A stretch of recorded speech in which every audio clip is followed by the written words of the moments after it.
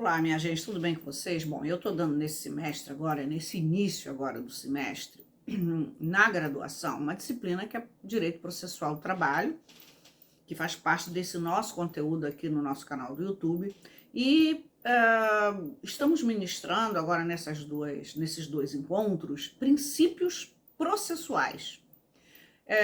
E aí me pediram para fazer um vídeo, deixar gravado lá, para a gente falar um pouquinho mais sobre o princípio. Então eu vou dividir em 3 módulos, em 3 pequenos vídeos para falar.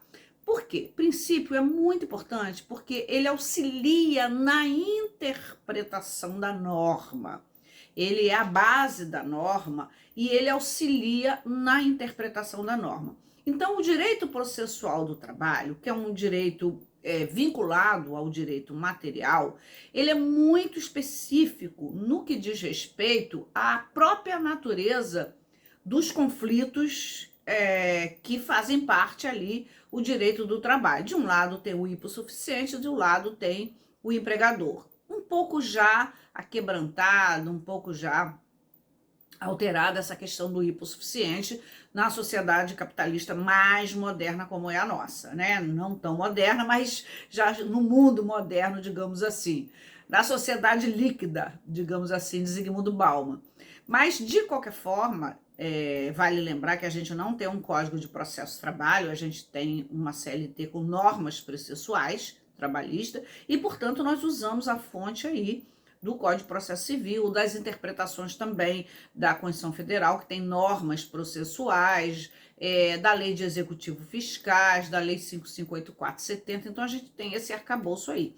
Muito bem, então agora eu vou falar um pouco sobre os princípios constitucionais que servem ao direito processual do trabalho, ao direito processual civil e a outras normas processuais.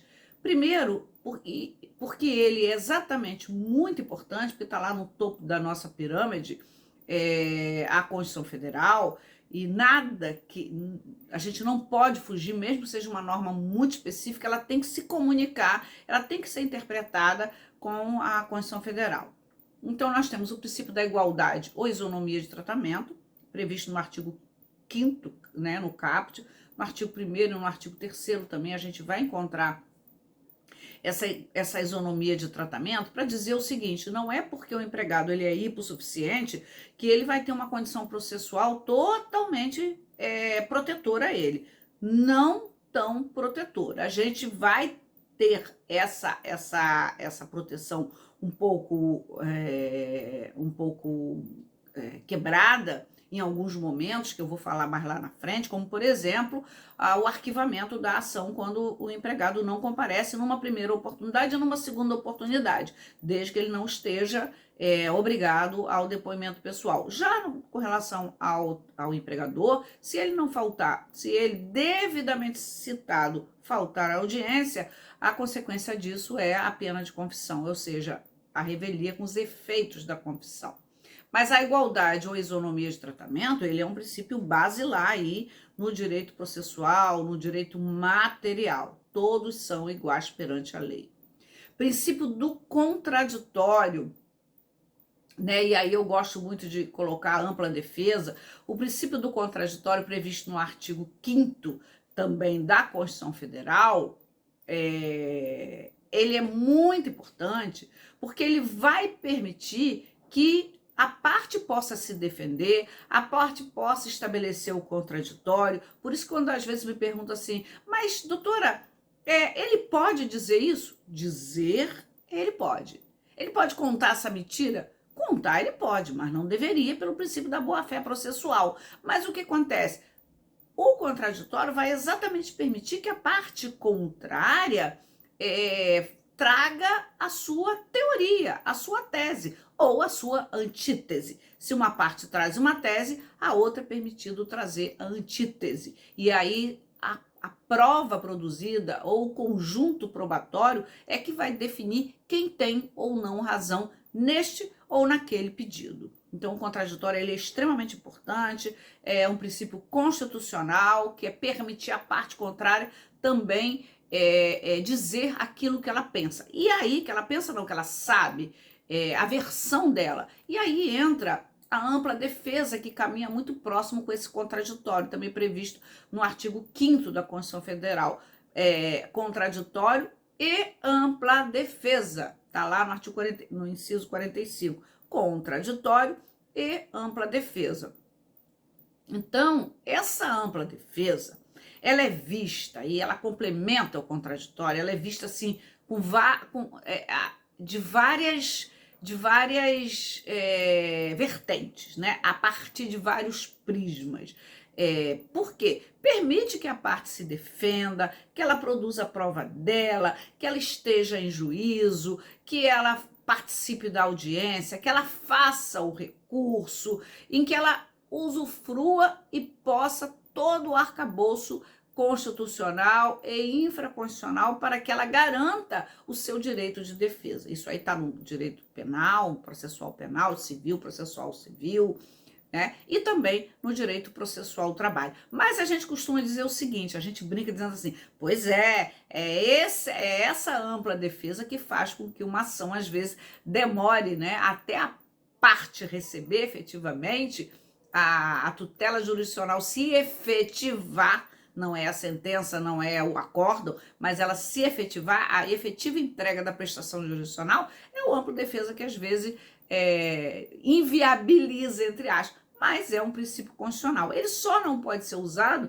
para protelar, para postergar, que infelizmente é isso que muitas vezes que o mal devedor se utiliza desse princípio da ampla defesa. A imparcialidade do juiz, claro, o juiz ele não pode ser amigo, ele não pode ser amigo da parte, ele não pode ter um interesse no processo. Então, a nossa república, ela garante que o juiz, que ele entra através de concurso público, um processo seletivo rigoroso, ele seja imparcial, para que ele prolate a decisão dele, para que ele diga quem tem o direito àquele que efetivamente tem a partir da prova produzida, a partir do conjunto probatório. Então, é muito importante isso. A motivação das decisões, essa motivação das decisões, ela está prevista no artigo 93, inciso 9º, mas também no Código de Processo Civil, no artigo 489 do Código de Processo Civil de 2015. Não basta um magistrado que representa o Estado dizer, fulano não tem direito, a prova produzida não foi boa, essa testemunha não falou, não disse, não confirmou. Ele tem que motivar a decisão dele. Ele tem que estabelecer ali, na causa de decidir, ou na fundamentação da decisão, o controle aí desse conjunto probatório. Então, é muito importante, porque a decisão fundamentada, ela vai permitir também esse amplo direito de defesa. Olha, se eu não sei qual é o fundamento dele julgar procedente ou improcedente, eu não tenho como fazer a minha articulação jurídica para o recurso. O devido processo legal, claro, ninguém pode ser julgado ou condenado sem que haja aí um processo dentro da lei, né, com todos os atos, prazos e procedimentos. O juiz natural também, segundo o qual ninguém poderá ser processado nem sentenciado, senão pela autoridade competente investida de jurisdição. Então, isso complementa o que eu disse anteriormente. O juiz aí, ele é aquele que se reveste de jurisdição, portanto, ele é o Estado ali naquele momento, ele representa o Estado e ele tem que ser um juiz imparcial. A inafastabilidade do controle jurisdicional está previsto no artigo 5º também, 35 da Constituição Federal. O juiz, o Estado, ele está obrigado a acolher, receber o pedido daquele que lhe bate as portas. E aí muita gente me pergunta, mas fulano podia entrar na justiça? Ele tinha esse direito? Olha, o direito de bater a porta do Estado ele tem. Se ele vai obter o êxito esperado é outra história. E se ele agir de má fé, se ele está postulando em juízo algo que ele não, sabidamente, ele não tem direito, ou que ele já recebeu, por exemplo, quando o empregado vai à justiça e pede salários que ele sabidamente recebeu, ele está agindo de má fé. Então, aí ele vai ser imputado uma multa por litigância de má fé, custas processuais e às vezes, honorários advocatícios também. O princípio da razoabilidade e duração do processo. Eu brinco que esse princípio, ele é uma cabeça da medusa de Perseu, porque ele, na verdade, minha gente, isso aqui ele foi incluído na Constituição Federal,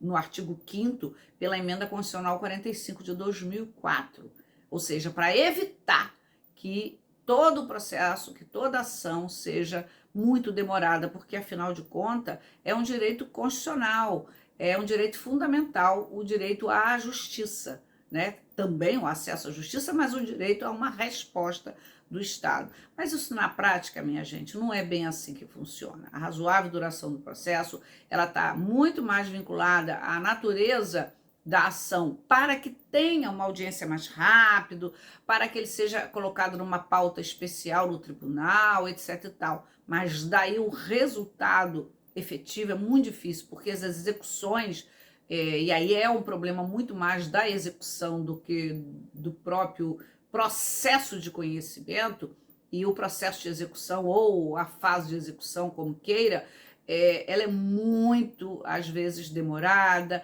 e aí o amplo direito de defesa vai permitir aquele mal devedor se valer, né, dos recursos, dos embargos, do agravo de petição, da tentativa de levar o processo para o TST, até para o Supremo. Então, às vezes, uma ação pode demorar 27 anos, como eu entreguei o resultado de um processo, de uma ação de um cliente meu, o processo já tinha 27 anos, e ninguém acredita nisso. E não era precatório, porque nós não estamos falando de uma ação contra município, Estado, União, que quando o valor se sujeita a precatório.